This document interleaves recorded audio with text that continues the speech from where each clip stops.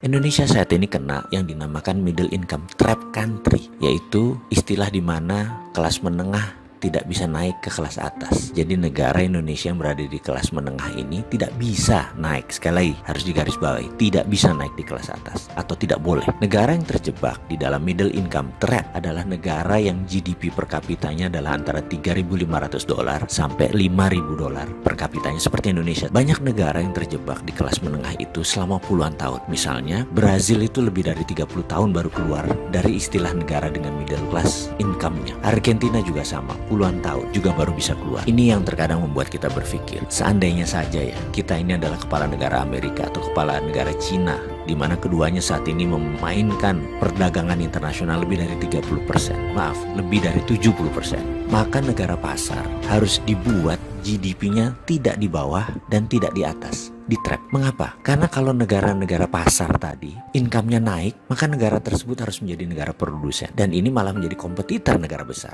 Nggak boleh. Jadi nggak boleh negara tersebut jadi produsen. Kalau negara tersebut miskin, misalnya GDP-nya di bawah 1.000 per kapita, mereka nggak mampu beli barang Cina dan beli barang Amerika, dan kedua negara itu nggak mau membuat negara tersebut miskin. Makanya negara-negara market harus dijebak di tengah. Cara trapnya bagaimana dan mengapa harus di trap atau dijebak? Biasanya negara yang berpenduduk besar yang dijebak di tengah oleh negara kapitalis. Caranya dengan jangan jadikan mereka negara produsen dan manufaktur. Kedua, jangan jadikan mereka swasembada pangan. Terakhir, jangan mereka bisa mengendalikan energi. Ada sebuah perkataan dari Menteri Luar Negeri Amerika dulu namanya Henry Kissinger. You control the food, you control the people.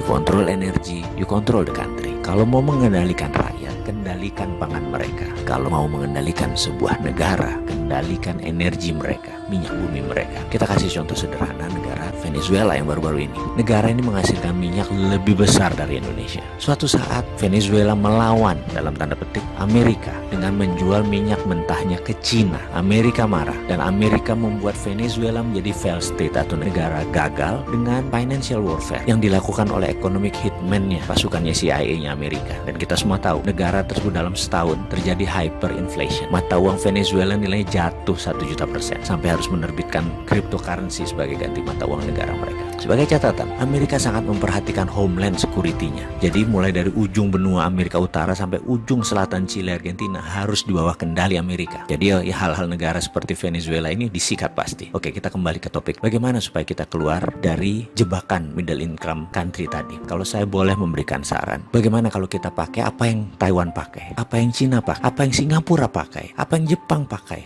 waktu di trap dulu, yaitu dengan TINA. Pasti paham kan, wahai pengelola negara, paham TINA.